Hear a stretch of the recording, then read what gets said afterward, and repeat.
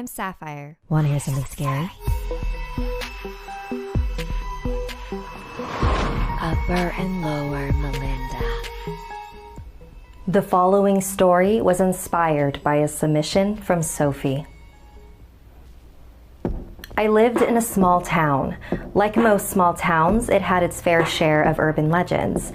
The one that fascinated me the most was the legend of Upper and Lower Melinda. Back in the 1800s, when the town was first founded, Melinda was a woman who was accused of being a witch. One day, Melinda's home was broken into by an angry mob of townsfolk. They grabbed her, tied her hands, and dragged her from her house to the center of town, all the while she kicked and screamed, insisting she was innocent. When they reached the gallows, the executioner tied a noose around her neck. Any last words? Yes, she said. Mark my words. You are making a huge mistake. And as long as the two halves of my body touch, the people of this town will be forever cursed. Shouts erupted from the crowd as Melinda was strung up and took her final breath. Typically in this town, when a woman was hung for being a witch, her body was then cut in half. The town's elders believed this stopped the spread of dark magic that may have prevented the witch from being killed. Terrified of her curse, the townsfolk then buried the two halves of her body far away from each other. The upper half of her body was buried on the edge of town, but her lower half was buried in a secret location unknown to anyone except the person who buried it. Now, about 200 years later, the whereabouts of her lower half are still unknown. Some people believe it's because whenever you visit Upper Melinda's resting place, her lower half crawls closer and closer to it.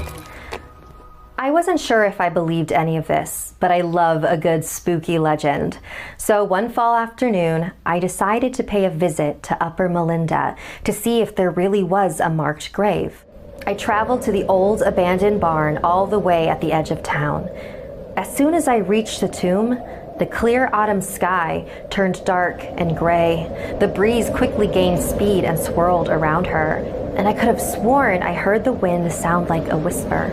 You set me free. Then everything returned to the way it was. I thought it was such a creepy coincidence.